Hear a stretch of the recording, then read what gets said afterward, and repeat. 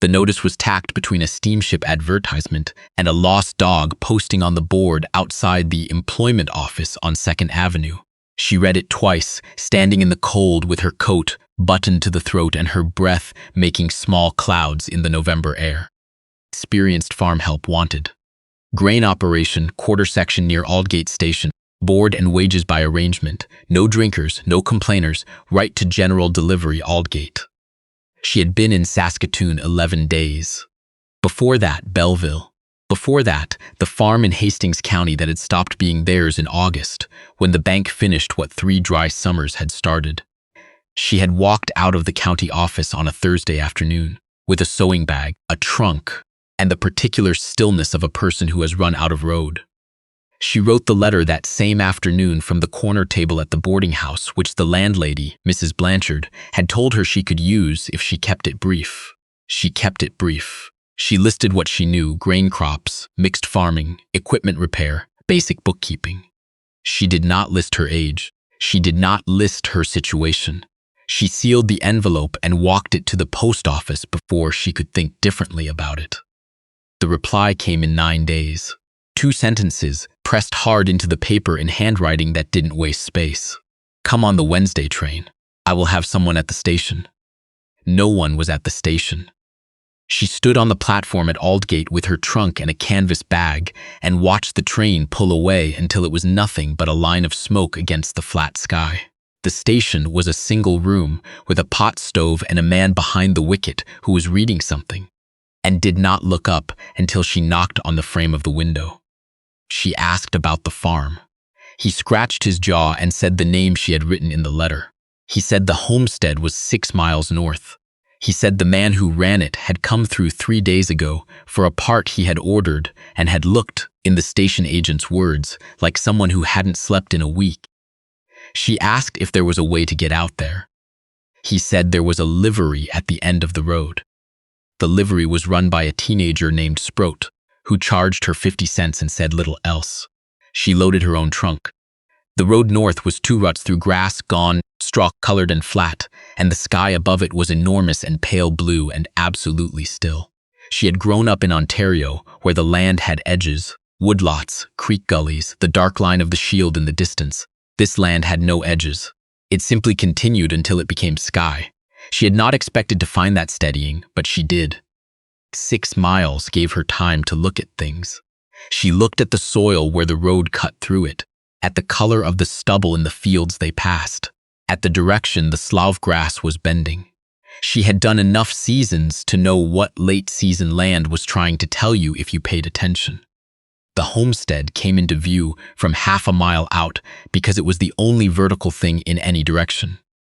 A house that had been started with ambition, 2 stories planned, 1.5 completed, the upper window frames covered in tar paper that had been there long enough to start peeling at the corners. Behind it, a proper-sized barn. To the east, a granary that leaned slightly north, a windmill turning in the dry wind.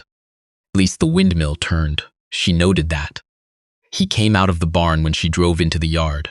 He was tall and moved without waste, the kind of man who had spent years making his body useful rather than impressive. Had wiped his hands on a rag that had stopped being clean a long time ago. He did not come to the wagon. She climbed down, looped the reins on the post, and stood in the yard. He crossed toward her and stopped a few feet away and looked at her with the particular expression of a person who is reassessing something they thought they had already decided. He looked at her trunk in the back of the wagon. She was aware that she was not what he had pictured. She said she was the woman who had written from Saskatoon. He said he figured. He said he had expected someone the following week. She said the letter had mentioned Wednesday. He said he supposed it had. A silence followed. The windmill turned. From somewhere behind the barn, a cow made a sound and was quiet. He said the bunkhouse wasn't finished. She said that was fine. He said the room off the kitchen had a cot. She said that would do. He picked up one end of her trunk. Without being asked, she took the other. They carried it up the porch steps and through the door. Inside, a kitchen table, 3 mismatched chairs, a stove that was good iron and well-maintained. She noticed that immediately. A shelf with flour and some tins, a window looking west toward the last of the afternoon light. He set his end of the trunk down in the doorway of the small room off the kitchen. A cot, a nail on the wall, a window the size of a book facing north. She said it was fine. He went back outside. She heard him unhitch the wagon horse and lead it away. She stood in the kitchen and looked at the stove. She lifted the plate and checked the firebox. The iron was clean. The wood beside it was split small, good kindling mixed in with the larger pieces. Someone who understood fire had been managing this one. She noted that too. She opened the flour tin. The flour was sitting on something and she looked more closely. The sack underneath had gone soft with moisture. She lifted it out and assessed what remained. Most of the flour was still good if you worked around the edges. She set the ruined portion aside and found a cloth to cover the rest, then started a survey of what was there. Potatoes in a bin under the counter, 3 onions on a nail, a piece of salt pork wrapped in wax paper that was still good. She was at the stove when he came back in. He stopped in the doorway. She said she would have something ready in an hour. He hung his coat on the peg and washed at the basin without comment. He sat at the table. She cooked and he said nothing and she said nothing. And outside the prairie dark came down fast and complete, the way it did out here with nothing to slow it. She put a plate in front of him and took her own to the other end of the table. He ate. She ate. The stove cracked and settled. Through the west window the last gray light faded and was gone. He said, after a while, that the north field had not come in the way he expected this year. She asked what he had put in. He told her. She listened without looking up from her plate. She asked what the yield had been. He told her. She was quiet for a moment, calculating. She said the yield was lower than it should have been for that variety on that kind of ground. He looked at her. She said she wanted to see the field in the morning. He said there wasn't much to see in November. She said she knew. She still wanted to see it. He drank his coffee and did not say yes or no. In the morning she was up before him. The sky to the east was barely gray. She had the stove going and water heated by the time she heard him on the stairs. He came into the kitchen and stopped when he saw her. Not surprised, something more careful than surprised. She put a plate in front of him and poured coffee and sat across with her own. The cattle were in a pasture backed against a slough. 11 head, a mixed herd, beef, mostly with 2 dairy crosses. The fence on the south side was holding. The fence on the east had a post that had heaved with the frost and listed badly enough that the wire had gone slack in a 3-post section. She pointed to it. He said he knew about it. She looked at the cattle.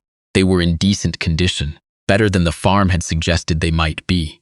He had been taking care of the animals. She noted that. The north field confirmed what she had suspected. She walked into the stubble and crouched down and looked at the ground. Heavy clay at the surface cracked in places where it had dried hard after harvest. She stood and looked north. The field ran flat, too flat. She traced in her mind where the water would go in a wet spring. It would sit. Clay didn't drain.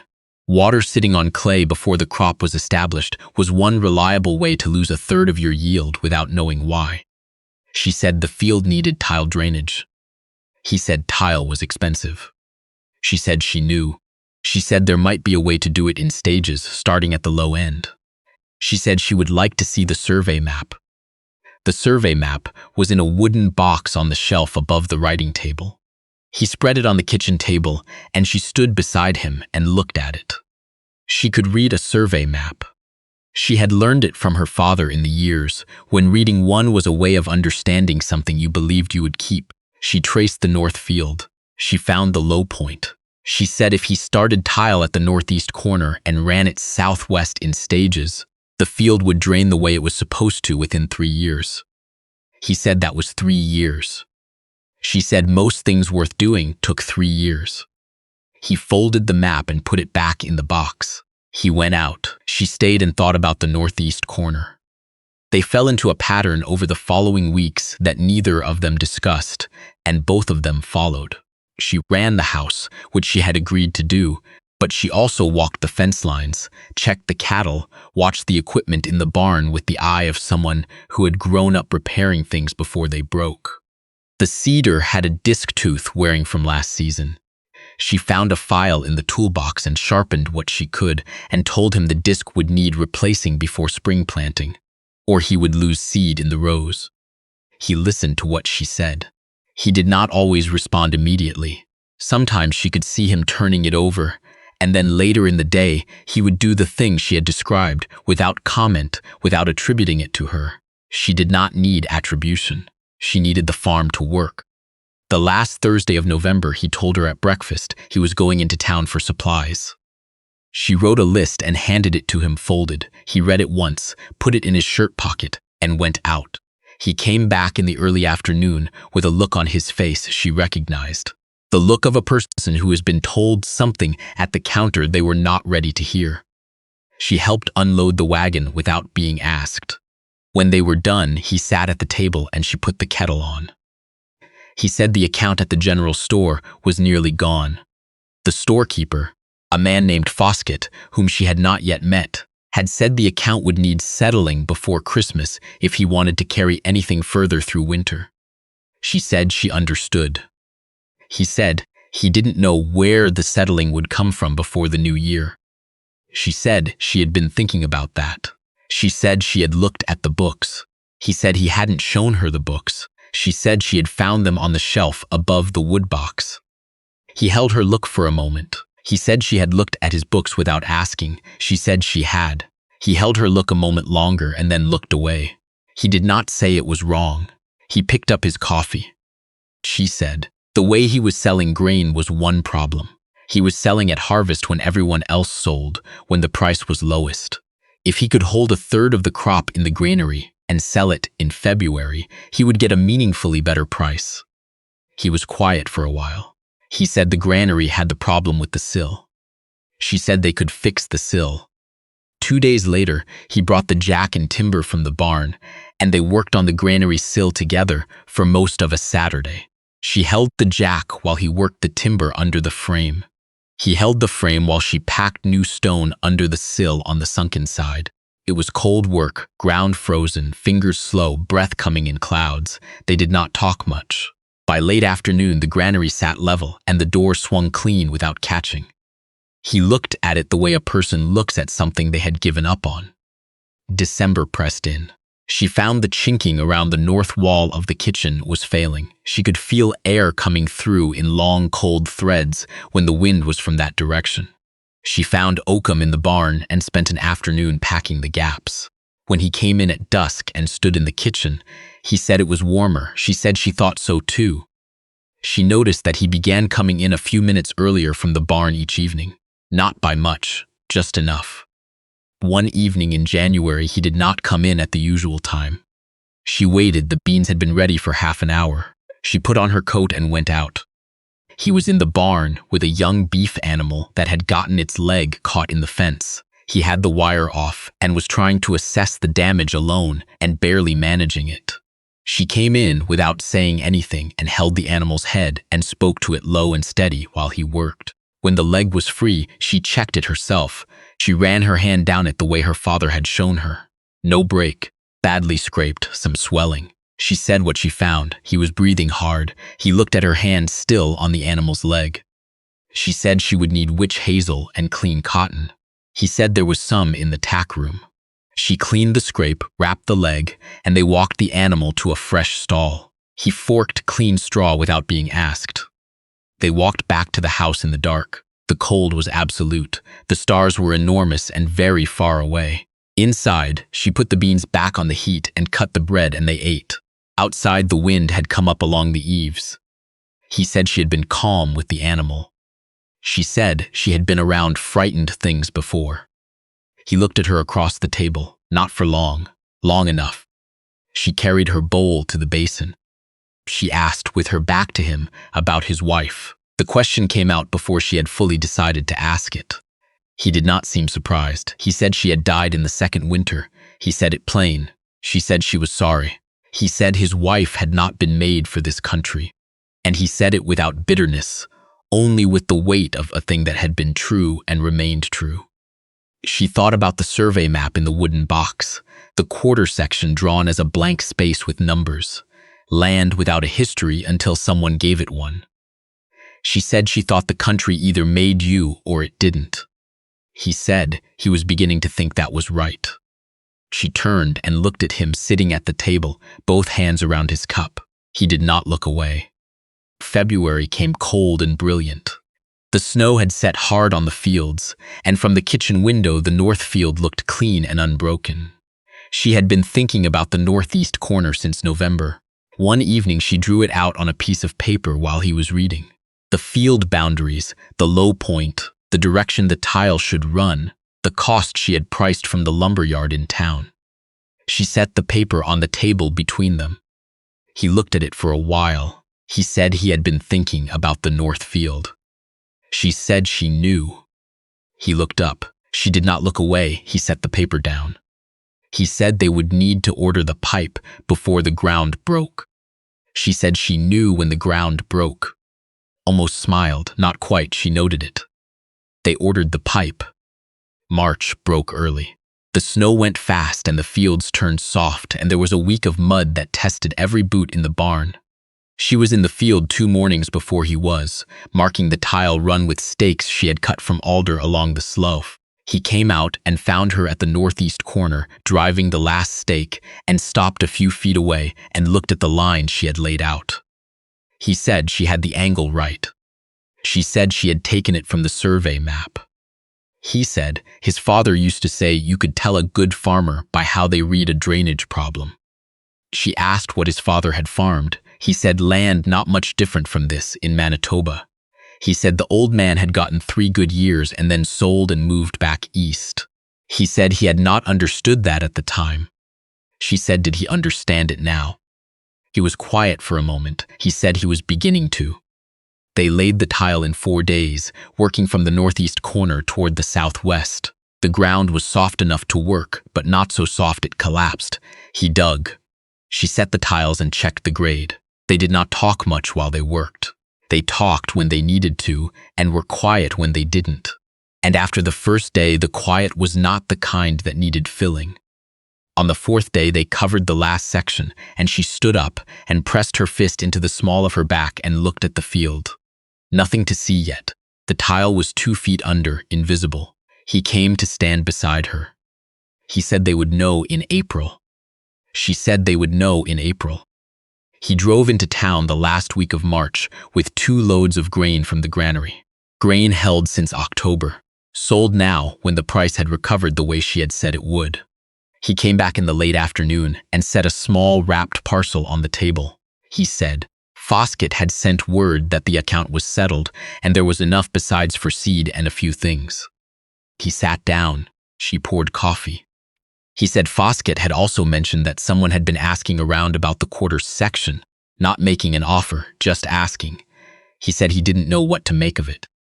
She asked what he had told Foskett. He said he had told Foskett the quarter section was not available. She looked at him over her cup. He looked back. Neither of them said anything for a little while. Outside, the light was changing the way it does in late March when the sun starts meeting it again, the shadows going long and pale blue across the snow. He said she had been here since November. She said she had. He said the arrangement had been seasonal. She said it had. He turned his cup slowly in his hands. He said the spring planting would need 2 people who understood why it was being planted the way it was. He said the tile drainage was going to need someone who remembered where every section ran. He said the east fence line would not hold another winter without real work, and he could not do all of it and plant and manage the herd at the same time. She said she knew. He said he was not good at this kind of conversation. She said she had noticed that. He looked at the window. He looked at his hands. He said he would like her to stay. He said it plain, and he looked at her when he said it, which she thought was the important part. He was not asking her to fill a vacancy. He was asking for her specifically. She was quiet for a moment, not hesitating, taking the measure of something she had been measuring for some time.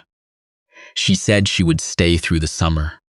He said he thought that might turn into longer. She said she thought so too. He nodded once and drank his coffee. She drank hers. Outside, the windmill turned and the prairie lay flat and enormous in every direction, holding whatever had been put into it and waiting, with the patience that only open land has, for what was still to come.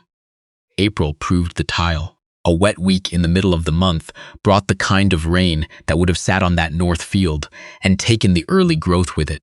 Instead, the water moved. She stood at the low edge of the field on a morning when the sun was finally warm and watched the runoff coming clear at the field's margin and disappearing into the grass at the fence line. He came up beside her. She said the northeast quadrant would come in better this year. He said he thought most of it would.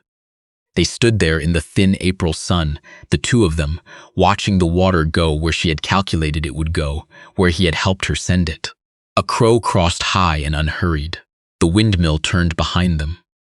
After a while, she went back to the house to start the bread, and he went back to the barn. And the morning went on the way a good morning does.